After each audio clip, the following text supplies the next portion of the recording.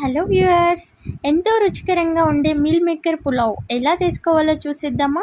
నేను ఇక్కడ meal maker తీసుకొని వాటర్ బాయిల్ చేసుకొని అందులో వేసుకొని వాటర్ ఏం లేకుండా పిండుకొని పక్కన పెట్టుకున్నాను. ఇప్పుడు మనం పులావ్ కోసం కుక్కర్ పెట్టుకొని అందులో 2 టేబుల్ స్పూన్ నెయ్యి వేసుకొని ఇది కొంచెం వేడైన తర్వాత పోపు గింజలు, ఓల్ గరం మసాలా పీసెస్, బగారా ఆకు వేసుకొని ఫ్రై చేసుకున్నాను. ఇది కొంచెం ఫ్రై అయిన తర్వాత ఒక పెద్ద సైజ్ ఉల్లిపాయ ముక్కలుగా కట్ చేసుకొని వేసుకున్నాను. ఈ మొత్తాన్ని కూడా ఒకసారి కలుపుకొని ఇందులో 2 టేబుల్ స్పూన్ అల్లం వెల్లుల్లి పేస్ట్ వేసుకున్నానండి.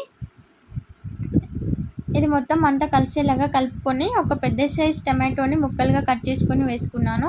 2 టేబుల్ స్పూన్ పసుపు, రుచికి సరిపడా సాల్ట్ వేసుకొని మొత్తాన్ని కూడా కలుపుకొని 2 to 3 మినిట్స్ మీడియం ఫ్లేమ్లో పెట్టుకొని బాగా ఫ్రై చేసుకుంటున్నాను. ఇలా ఫ్రై అయిన తర్వాత మనం ముందుగా తీసి పెట్టుకున్న మీల్ మేకర్ని ఇందులో వేసుకొని ఒకసారి కలుపుకోవాలి.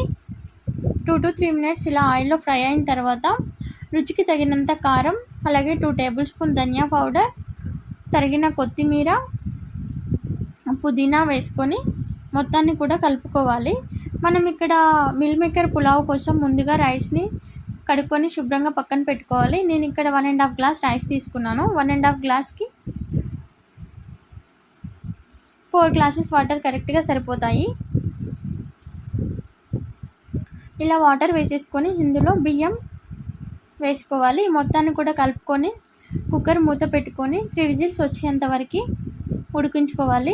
అంతే అండి, 3 విజిల్స్ వచ్చిన తర్వాత మూత తీసి చూడండి, ఎంతో రుచికరంగా గుమగుమలాడే మీల్ మేకర్ పులావ్ రెడీ అండి.